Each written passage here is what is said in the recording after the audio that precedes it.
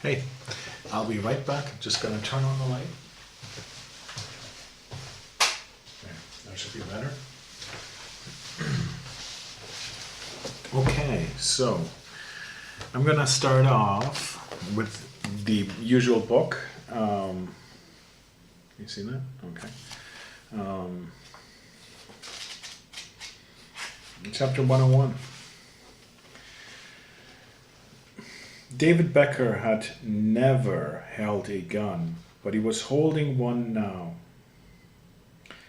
Hulu Hot's body was twisted and mangled in the darkness of Geralda's staircase. Becker pressed the barrel of the gun against his assailant's temple and carefully knelt down. One twitch and Becker would fire, but there was no twitch. Hulu Hot was dead. Becker dropped the gun and collapsed on the stairs. For the first time in ages, he felt tears well up. He fought them. He knew there would be time for emotion later. Now it was time to go home. Becker tried to stand, but he was too tired to move. He sat a long while, exhausted, and on the stone staircase. Absently, he studied the twisted body before him. The killer's eyes began to glaze over, gazing out at nothing in particular. Somehow his glasses were still intact. They were odd glasses, Becker thought, with a wire protruding from behind the earpiece and leading to a pack of some sort on his belt. Becker was too exhausted to be curious. As he sat alone in the staircase and collected his thoughts, Becker shifted his gaze to the ring on his finger. His vision had cleared somewhat, and he could finally read the inscription. As he had suspected, it was not English. He stared at the engraving a long moment and then frowned. This is worth killing for? The morning sun was blinding when Becker finally stepped out of the Giralda onto the patio. Or is it Giralda? Whatever. The pain on his side had subsided, and his vision was returning to normal. He stood a moment in a daze, enjoying the fragrance of the orange blossoms. Then he began moving slowly across the patio. As Becker strode away from the tower, a van skidded to a stop nearby. Two men jumped out. They were young and dressed in military fatigues. They advanced on Becker with a stiff precision of well-tuned machines. "David Becker," one demanded. Becker stopped short, amazed that he knew his name.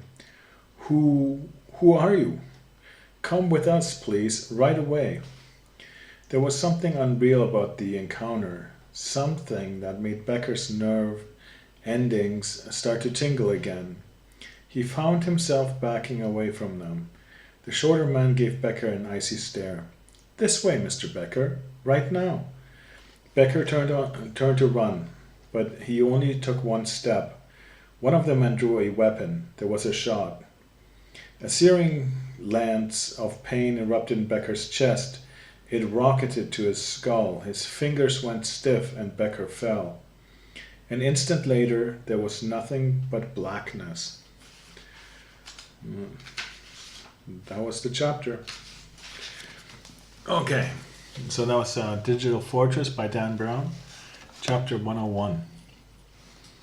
I'm going to pick a random card for you from the Thoth Tarot, and we'll try to get you an explanation what it is.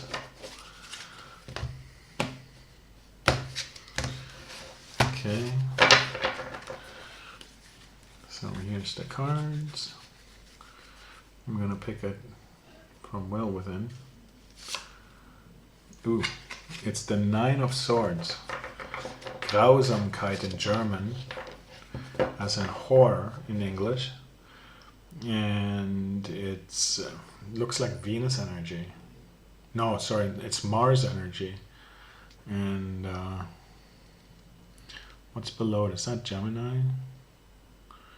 So Mars and, gosh, let me take my glasses off. Hard to tell what that is. Maybe Gemini? Could be Gemini. I'm gonna see in the little booklet. So that's the card we pulled. I have the golden hands. And you have to make out what this means. A 999. In German that's no, no, no.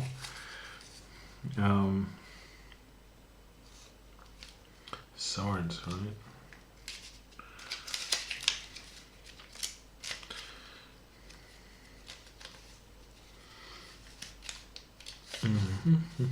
Okay.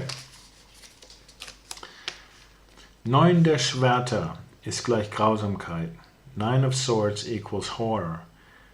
Yesod im Satz der Luft, Mars in Zwillinge, so it is Gemini. So it's Yesod in the sentence of the air, and Mars is in the Gemini. Die 9 Schwerter sind unterschiedlich lang und zeigen nach unten. So 9 swords they're different length and they point downwards. Von ihrem gezackten Spitzen tropft giftiges Blut. From their jagged tips drops poisoned blood. Der Hintergrund ist mit Tränen und Kristallformen übersät. The background is riddled with tears and crystallized forms all over. In dieser Karte wird der Intellekt durch herzlose Leidenschaft ersetzt. In this card, intellect is replaced by heartless ambition. Divinatorische Bedeutung: Verzweiflung, Grausamkeit, Erbarmungslosigkeit, Bosheit, Leiden, Not, Verlust, Elend, Last, Unterdrückung, Mühen, Raffinesse und List. Unehrlichkeit, Lüge und Verleumdung, aber auch Gehorsam, Treue, Geduld, Uneigennützigkeit etc. Entsprechend der Würde. Okay, so the divinatory meaning is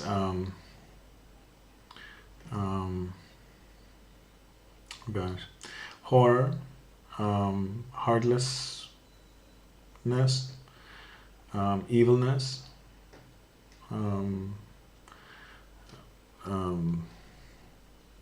where we have suffering, we have hopeless situations, we have loss, we have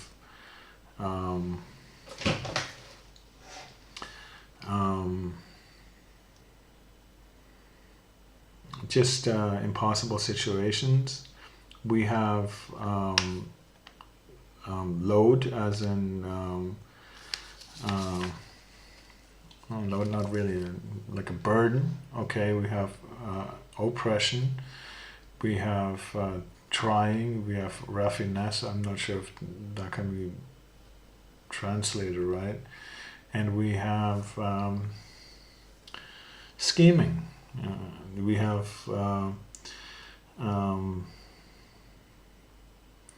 dishonesty, we have lies, and we have slander. But we also have obeying, trust, patience, and so on. It all relates to the dignity of somebody. And this card represents sickness, suffering, evilness, horror, and pain. That really makes it really sort of freaking, worth, listening to. I haven't felt any of the swords today, so this, for me, this is news. But I never ask Spirit on my situation here, whether it's regarding my situation, it's not. Although, you know, who knows? I picked up some tobacco today and rolled cigarettes again, and gosh, the very first cigarette I haven't smoked in 2 or 3 days, or very much in a day, not at all in a day. And I felt that certain high, you know, that feeling that you basically just want to cave into the rush that you get. So let's have some numbers. I got the wizard deck, and we'll pull some numbers here. The priest, 7. And it's green. We have 11, so we have a 7-11 here. It's red and it's the prince. I feel like a Slurpee. I feel like a Slurpee. Okay, we have the farmer, number 4.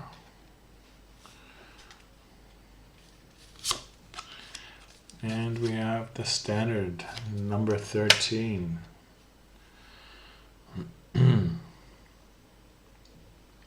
We're going to pick 2 more, or another 2. We have the number 9, the warlord, also in green. And last card, number 4 again, the farmer daughter.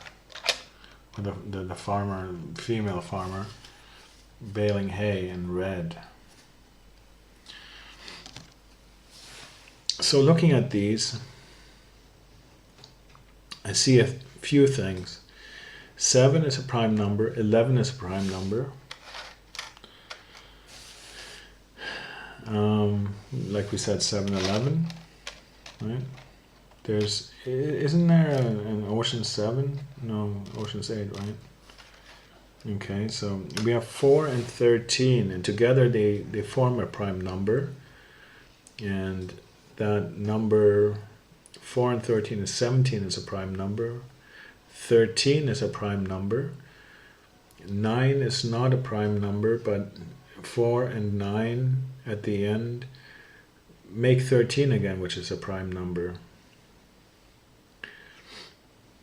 So lots of prime numbers, 2 evens, and together they are 49, which is a prime number.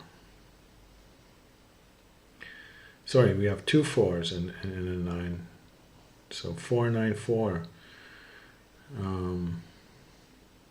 So they are 13 and they add up to 17 again, another prime number. But, you know, they... you got the church bells. And 8 p.m. or so. Oh no, this time is wrong, I think. Yeah, it's 6 p.m.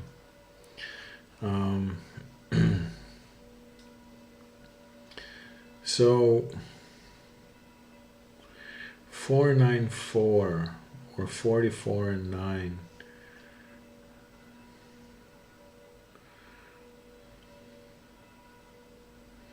$494 adds up to, for me, into a 9 again. It folds into a 9.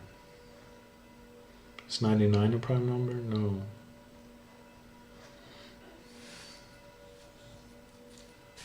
Okay, so we have those cards. Let me go over them again. We have 7 in green, 11 in red, 4 in yellow, 13 in green, 9 in green, and 4 in red.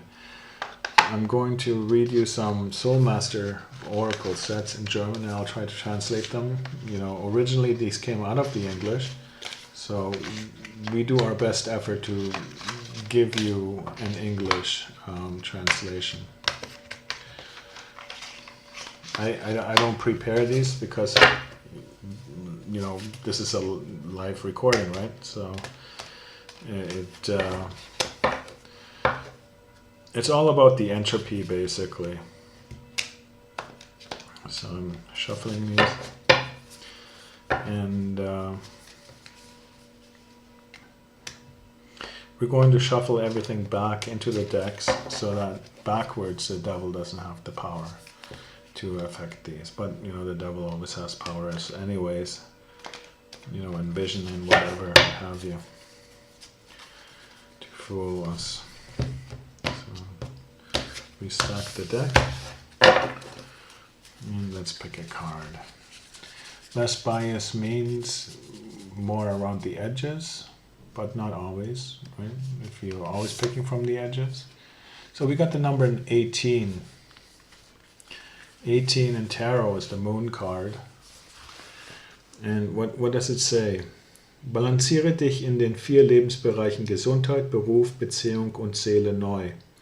This means find an equilibrium in your 4 areas of life: health, career, partnerships, and your soul, okay, or your intellect. Das Universum möchte, dass du neue Wege gehst und lockt dich aus deiner bequemen Komfortzone. The universe wants to take you to a new path, and is basically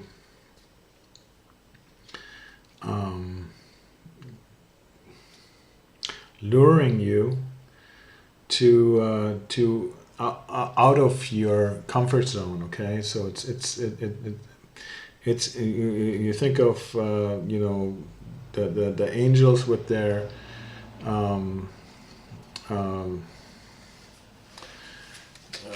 fisher poles basically luring you, and you're the fish. I'm personally a fish. I'm a Pisces, so you know, I'm following that lure that, you know, the universe has planned for me into new directions for me anyways. So I've placed this card back in. It was number 18, and the universe has new plans. Well, I always had a plan, and I'm just going in the wrong direction. So we have number 9 in the Thoth Tarot, and you know, I'm gonna place this one back and lay some more tarot cards, maybe 5. So I've randomly, arbitrarily put it into the deck, and I'm gonna just shuffle it and restack it. I deal the cards and I make the rules here. This is my show. So let's pick something here out of that. We have number 6, Science, Wissenschaft, 6 of Swords. This is, it looks like Mercury energy and Aquarius. Aquarius energy and Mercury. Or Mercury and Aquarius. Ooh, we have toxicity here. 7 of Cups. Ausschweifung, so this is toxicity, right? This card here. Oops. Here, let me show you again. I'm already shaking. Yeah. These cards are, so we have 6 and 7, or 6 and 1. You know, as you write a 7 in German, it becomes, looks like a 1. And we have the Hermit, the Eremit, trump card. And that's Roman numeral 9. 679. Or 619. Whatever you prefer. Area codes. And we have interference, number 8, 8 of Swords. This looks like swords that are, you know, from the Middle East almost, Middle East and India, right? But not all, you know, there's some Spanish swords in there. Oh, this is energy-wise. Let me back up to the 7 of Cups with the toxicity. That was Venus in Libra, I think. No, Venus in Virgo. And the Hermit is Virgo energy again. That M, I think it's Virgo, but it could be Libra, I'm not sure. And this card is Jupiter in Gemini, looks like. Or Gemini, yeah. One more card. And we have the Lovers. A trump card, Roman numeral 6.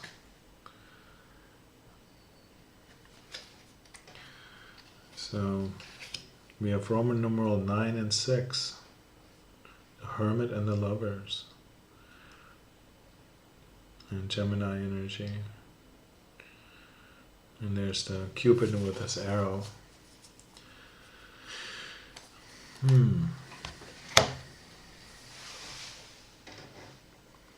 678 area code. 687. I'm thinking like 619, 687, 678. Is it 647? That is something I'm thinking of here. And then we have Roman numerals 6 and 9. Star 69. Well, what's that on your voice over IP phone? Star 96? Sorry, it's 9 and 6 rather, right? So 9 and 6. The relationship here is 1-3, 1-1-3, or 3-1-1.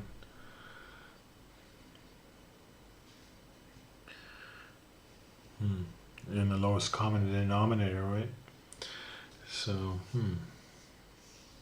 anything in relation here to the other cards? We have the 7s. We have the 9s.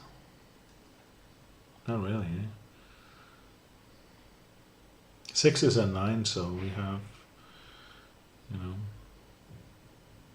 something about the 6 and the 9 being, interchangeable. Either you're going out to have a relationship, or you're going to hermit it. Three-headed dog here. And before that, we did pull 9 and horror, so 9 does come up here. Quite often. The hermit too, and horror, right? Okay, so we'll leave it there. Let me put these cards back into the stack. We want to prevent any influence. So what I do is I place them on the stack and put more or less cards above them, sometimes less, sometimes more, and they're spread out evenly across the deck, and then I shuffle them once. I don't want anybody influencing these cards, even though we could be in the matrix and the matrix is controlled on what I see, what we have.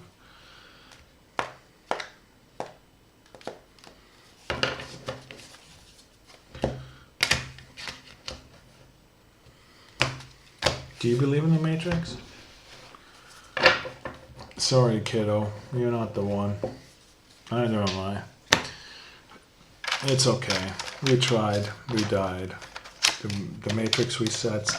In the last 2 days, I saw a change. It was... It's surprising me. I was wondering, a shift, a sort of shift.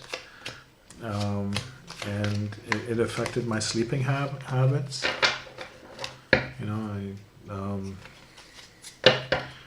For once I didn't feel spiritually touched, you could say.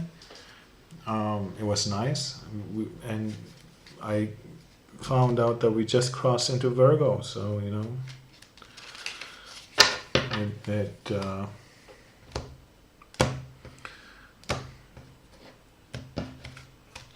I've come to accept that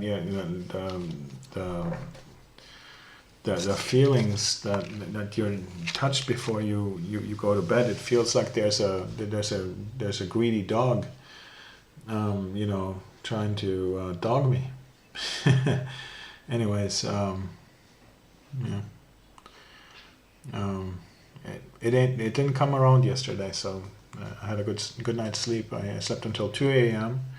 Was up for 2 hours, and then slept right through to 8 or something like that. I think I was up until 5:55. I saw the dawn, and Anyways, with that, I'm gonna say goodbye for now, and we'll see you later. Bye.